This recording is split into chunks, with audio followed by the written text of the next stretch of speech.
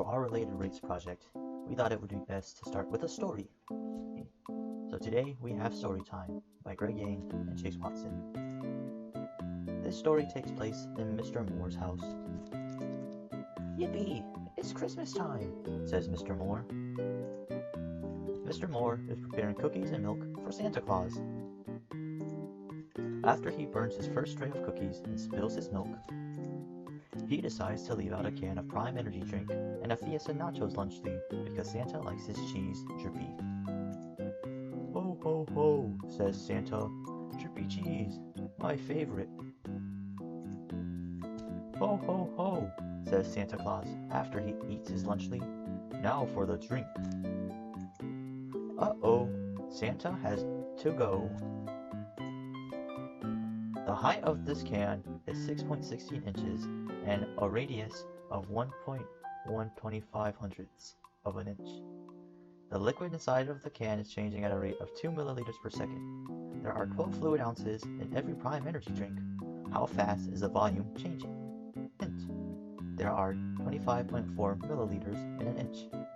And that concludes the setup for this story. Alright, so I'm not gonna lie, this may seem a little bit lazy on my behalf, but I've already done the story and I don't really know how to tell this answer part. I was gonna give it like a story, but the more I told it, the more I realized it doesn't make a lot of sense doing it like that. So anyways, to convert millimeters to inches, 2 millimeters a second divided by 25.4 will get you about 0.0787 inches per second. So then you have the volume for a cylinder right here. Then you have the radius, which is a constant, is 1.125. Height at 0 seconds specifically is 6.16, because this is height. Height as in volume of the liquid. And then now you have to find dH, dt, dV, dt, and then you just set up the equation where you are substituting pi for 3.14 times radius squared, which is 1.125, times dH dt, which is 0.0787, and it's going to get you 0.3129 inches cubed per second, which is the volume is changing at at a rate of 0.3129 inches per second cubed. That's really it. So the next morning, Mr. Moore wakes up, and it turns out it doesn't seem like Santa really liked that Prime, because he didn't drink it all. So Mr. Moore is like, okay, well, I guess I might as well try Prime myself. But he only drinks with a straw. Well, then maybe we want to find how fast the liquid is moving through the straw. Because straws are also cylindrical, we can use the same formula we used in the first part, except this time we need to find the rate of change of the height instead of the volume.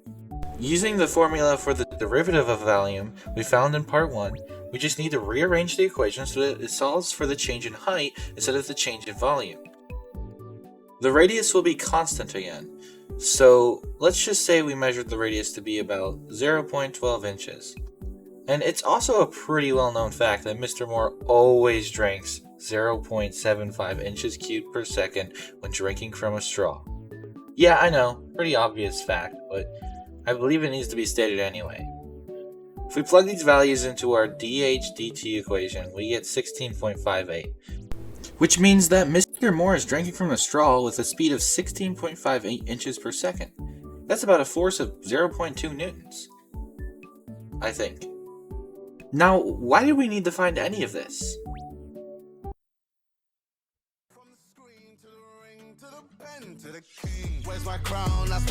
Well, it's actually because Mr. Moore will explode if he sucks in any fluid at a rate of faster than 16.57 inches per second. And, well, we ended up with a rate of 16.58.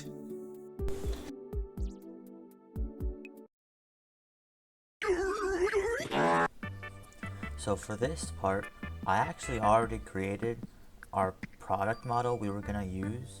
So I decided that the best course of action is to actually recreate what I did, and I decided to use a Mountain Dew can since it was the only can I had on hand. And I understand that you don't really get to see the process of me figuring out everything, but I do the steps in the same order. So the first step I did was cut the can so that you could see the inside. And I decided the best way to do it was to have the can part that you drink out of is where I started to cut. So for this part, I'm trying to show you where I have my can cut compared to my prime part. But anyways, as I'm cutting the can, you can see I start with the top and then eventually I go down to the bottom. The prime can actually didn't give me that much trouble with the little circle top part of the can, but the Mountain Dew, the recreation gave me a lot more trouble. But I get through it anyways.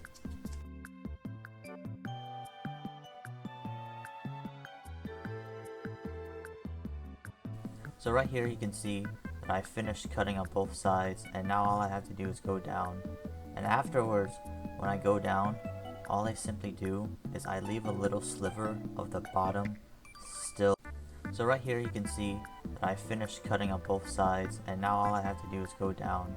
And afterwards, when I go down, all I simply do is I leave a little sliver of the bottom still attached, and then I just cut through it. For this part, the next step is to actually have a clear cover over the cut part.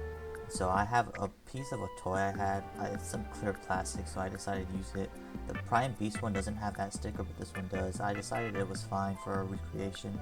But anyways, I try to make sure the bottom is covered, since the bottom isn't cut all the way and normally has sharp edges. But afterwards, all you really have to do is tape it on. But make sure you only tape one side, because eventually what I'm going to do is I'm going to cut the other side so that there's a little hole open.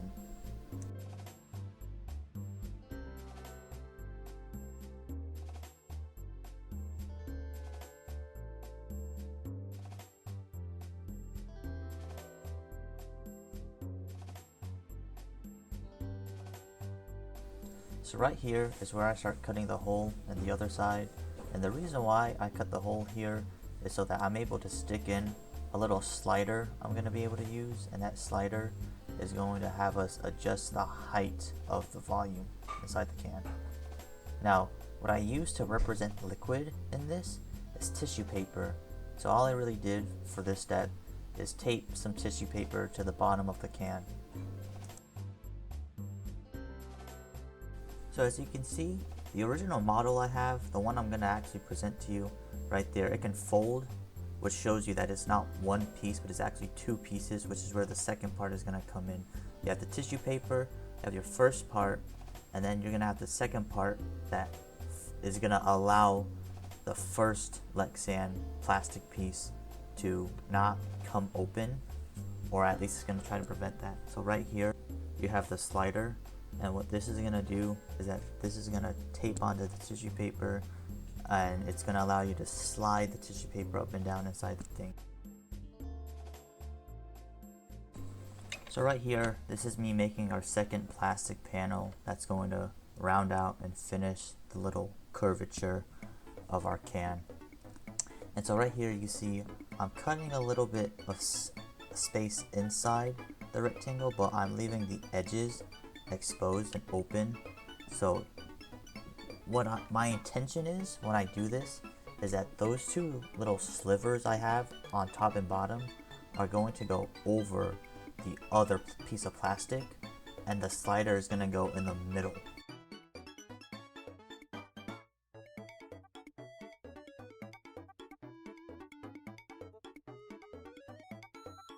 So right here, after I have it taped, you can see it slides up and down, and I think you can see both pieces of plastic clearly in this shot, and obviously the slider's in the middle. So that was my intention with those two pieces of plastic. And really, one major part of this project, in my opinion, is your tape. I was very afraid that if you kept this, you might cut yourself on an edge of whatever I cut. So I really try to make sure that everything where you can cut yourself is taped off and clear. So I really don't think you'll be able to harm yourself on this either. Okay, my turn.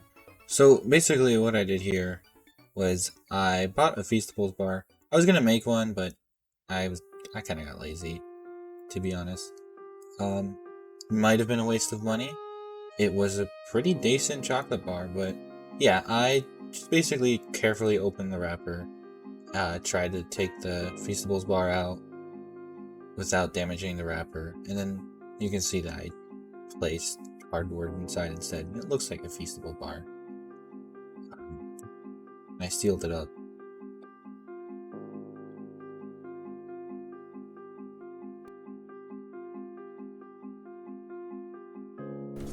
Yeah, and then I got a big piece of cardboard that I folded in half. I used part of it for the Feastable, and the whatever was left over, we're using for the tray, quotation marks, tray. Basically, really just where we're gonna keep our project.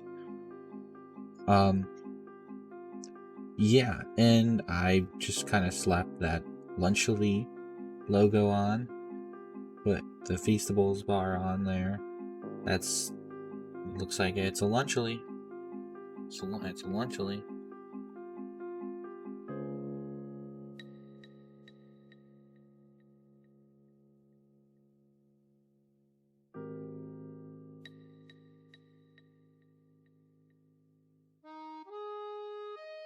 From the screen to the ring to the pen to the key.